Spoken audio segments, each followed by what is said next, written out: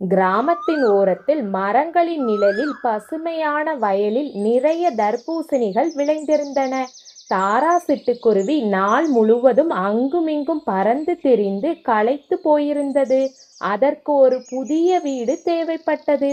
அது பாதுகாப்பானதாகவும் மழையிலிருந்து காப்பாற்றுவதாகவும் அழகாகவும் இருக்க வேண்டும். ஆஹா, இந்த தர்பூசணி எவ்வளவு பெரிதாகவும் பச்சையாகவும் இருக்கிறது. நான் இதன் உள்ளே ஒரு வீடு கட்டினால் எந்த பூனையும் என்னை பிடிக்க முடியாது, மழையும் உள்ளே வராது. நான் இங்கேதான் என் புதிய வீட்டை கட்டுவேன். தாரா தன் சிறிய அலகால் தர்பூசணியில் மெதுவாக கொத்தி ஒரு வட்டமான துளையை உருவாக்கியது. பிறகு உள்ளே சென்று மென்மையான இலைகளை பரப்பி அதற்கு ஏற்றாற்போல கூட்டை உருவாக்கி கொண்டது. அருகில் இலைகளை மேய்ந்து கொண்டிருந்த ஒரு முயல் தர்பூசணியின் துளை இருப்பதைக் கண்டு தாராவின் வீட்டின் அருகில் வந்தது. அட, இது தர்பூசணி. ஆனால் இதற்குள் யார் இருக்கிறார்கள்? வணக்கம் முயல் சகோதரா, இதுதான் என் புதிய வீடு. ஆஹா, தாரா, நீ உன் புத்திசாலித்தனத்தை காட்டிவிட்டாய்.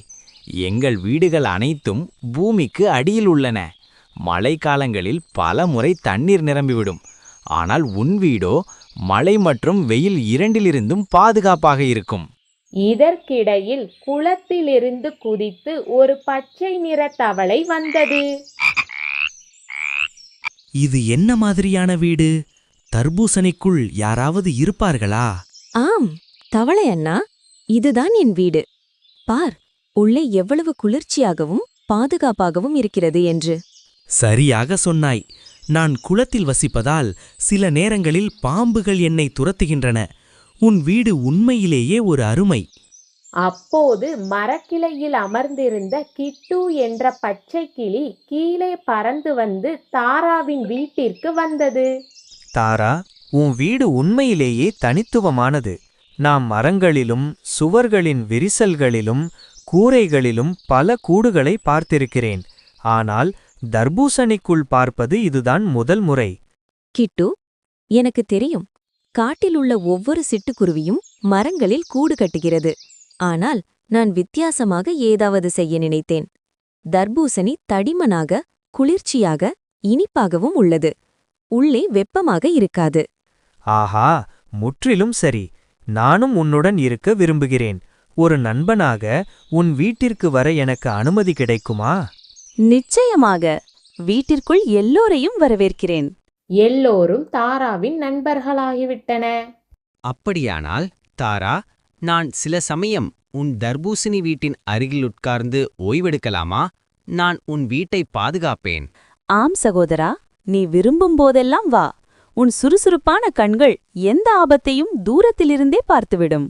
நான் குளத்திலிருந்து தண்ணீர் கொண்டு வந்து இங்கு தெளிப்பேன். அதனால் கோடையில் தர்பூசணி குளிர்ச்சியாக இருக்கும். 3 நண்பர்களும் சிரித்துக்கொண்டே தாராவின் தர்பூசணி வீட்டின் அருகில் அமர்ந்துவிட்டனர். காட்டில் ஒரு தந்திரமான மற்றும் பேராசை கொண்ட நரி சுற்றித் திரிந்தது. அதன் கண்கள் எப்போதும் உணவை தேடிக் கொண்டிருந்தன.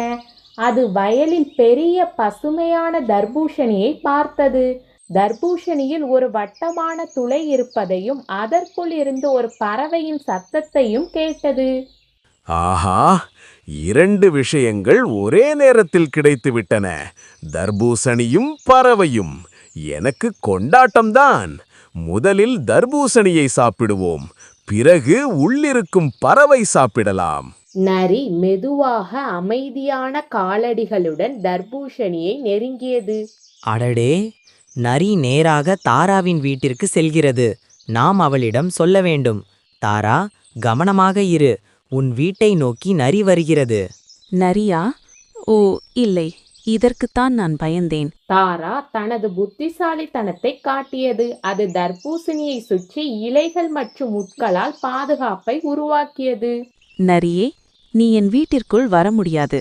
நீங்கள் அனைவரும் சேர்ந்தாலும் என்னை தடுக்க முடியாது. நான் தர்பூசணியை கிழித்து தாராவை பிடிப்பேன். நரி தர்பூசணியை நெருங்கியதும் கூர்மையான முட்கள் அதை குத்தின.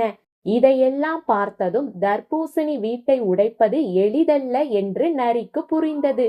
இரவு நேரத்தில் தர்பூசணி வீடு ஒரு பச்சை விளக்கைப் போல பிரகாசித்தது. நரி மீண்டும் மீண்டும் தர்பூசணியை சுற்றி வந்து அதை பார்த்து கொண்டே இருந்தது. அதன் மனதில் ஒரே ஒரு எண்ணம்தான் இருந்தது. இந்த வீட்டை உடைத்து உள்ளே இருக்கும் பறவையை பிடிக்க வேண்டும். இப்போது பார், நான் ஷூ அணிந்திருக்கிறேன். எந்த முயலும் என்னை தடுக்காது, எந்த கிளியும் தடுக்காது, இந்த முட்களும் தடுக்காது. இன்று நான் அமைதியாக தர்பூசணியை கிழிப்பேன். அது மெதுவாக தர்பூசணி வீட்டின் மீது பாய்ந்தது.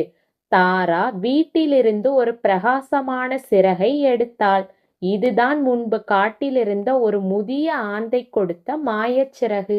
தாரா, இந்த மாய சிறகை மந்திர மயிலிடம் மட்டுமே இருக்க முடியும். ஒரு பெரிய ஆபத்து வரும்போது இதை அசை. இதிலிருந்து ஒளியும் சக்தியும் வெளிவரும். தாரா சிறகை அசைத்ததும் திடீரென்று தர்பூசணியின் துளையிலிருந்து நீல நிற பிரகாசமான ஒளி வெளியே வந்தது. இது என்ன? என் கண்கள் எரிகின்றன. அப்போது முயல் குதித்து வெளியே வந்தது. நரியே, இது தாராவின் வீடு. நீ இதை தொடக்கூட முடியாது. தவளையும் குளத்திலிருந்து குதித்து வந்தது. நரியே, இங்கிருந்து ஓடிவிடு, இல்லையென்றால் நல்லாயிருக்காது. நாம் அனைவரும் ஒன்றாக இருந்தால் யாரும் நம்மை தோற்கடிக்க முடியாது. சும்மா இருங்கள், நான் யாருடைய பேச்சையும் கேட்க மாட்டேன். இந்த தர்பூசணி இன்று என்னுடையதாக இருக்கும். நரி மீண்டும் தர்பூசணியை தாக்கியது. ஆனால் அதே நேரத்தில் தாரா மாயச் சிறகை வேகமாக அசைத்தாள். சிறகிலிருந்து ஒரு வேகமான காற்றின் ஓட்டம் வெளியேறி நரி வெகு தூரம் சென்று முட்களின் புதரில் விழுந்தது. இந்த முட்கள், இந்த பறவை எப்படி இவ்வளவு சக்தி வாய்ந்ததாக மாறியது? நரி மூச்சு திணறலுடன் அங்கிருந்து ஓடியது. காட்டிலுள்ள அனைத்து நண்பர்களும் மகிழ்ச்சியுடன் கத்தினர். ஆஹா தாரா, நீ நரிக்கு சரியான பாடம் கற்பித்து விட்டாய். உன் வீடு உண்மையிலேயே ஒரு மாயக்கோட்டை. ஆமாம், இனிமேல் நரி நம்மை தொந்தரவு செய்ய 10 முறை யோசிக்கும். நரி தோல்வியடைந்து முட்களிலிருந்து வெளியேறியது. ஆனால் அது முழுமையாக தோற்கவில்லை. நான் தனியாக போராடுவது கடினமாக இருக்கிறது. இப்போது நான் என் உதவியாளனை கூப்பிட வேண்டும். மறுநாள் காலையில் தர்பூசணி வீட்டின் அருகில் அனைத்து நண்பர்களும் ஓய்வெடுத்துக் கொண்டிருந்தனர். அப்போது தூரத்தில் இறக்கைகளின் சலசலப்பு கேட்டது. அட, இது யார்? ஒரு பெரிய பறவை போல் தெரிகிறது. இது நரியின் கூட்டாளியாக இருக்குமோ? மெதுவாக பெரிய இறக்கைகள் கொண்ட ஒரு கிளி பறந்து வந்தது. அதன் கழுத்தில் ஒரு சிவப்பு அடையாளம் இருந்தது. கண்களில் ஒரு பிரகாசம் இருந்தது. இவன் என்னுடைய நண்பன், இந்த காட்டின் தலைவன். தாராவின் வீட்டை யாராலும் காப்பாற்ற முடியாது. சிட்டுக்குருவியே, உனக்கு புத்தி இருந்தால் இந்த தர்பூசணியை விட்டுவிட்டு போய்விடு. இல்லையென்றால் நீ வருத்தப்படுவாய். தாரா அமைதியாக இருந்தாள். அவள் அந்த கிளியை கவனமாக பார்த்தாள். அதன் குரல், முகம் ஏதோ பரிச்சயமாக தெரிந்தது. இந்த குரல் நீயா? ஜக்கு, என் சிறுவயது நண்பனா? தாரா, நீ என்னை தெரிந்து கொண்டாயா? எல்லா விலங்குகளும் ஆச்சரியத்துடன் பார்த்தன. நரி அதிர்ச்சி அடைந்தது. என்ன, உனக்கு இவளை தெரியுமா? அட காட்டுக்கிளியே, நீ எனக்கு உதவியாளன். இவளை பயமுறுத்த வேண்டும். அறிமுக விளையாட்டு விளையாடக்கூடாது. நரியே, நான் ஒருபோதும் உன் உதவியாளனாக இருந்ததில்லை. நான் வேண்டுமென்றே உன்னுடன் வந்தேன். அதனால் உன் தந்திரங்களை புரிந்து கொண்டு தாராவின் வீட்டை எப்போது எப்படி தாக்குவாய் என்று அறிந்து கொண்டு சரியான நேரத்தில் அவளை காப்பாற்றலாம் என்று வந்தேன்.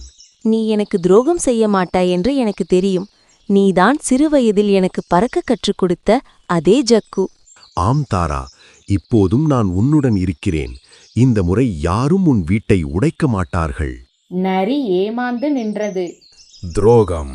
நீங்கள் அனைவரும் என்னை பைத்தியக்காரனாக்கி விட்டீர்கள்.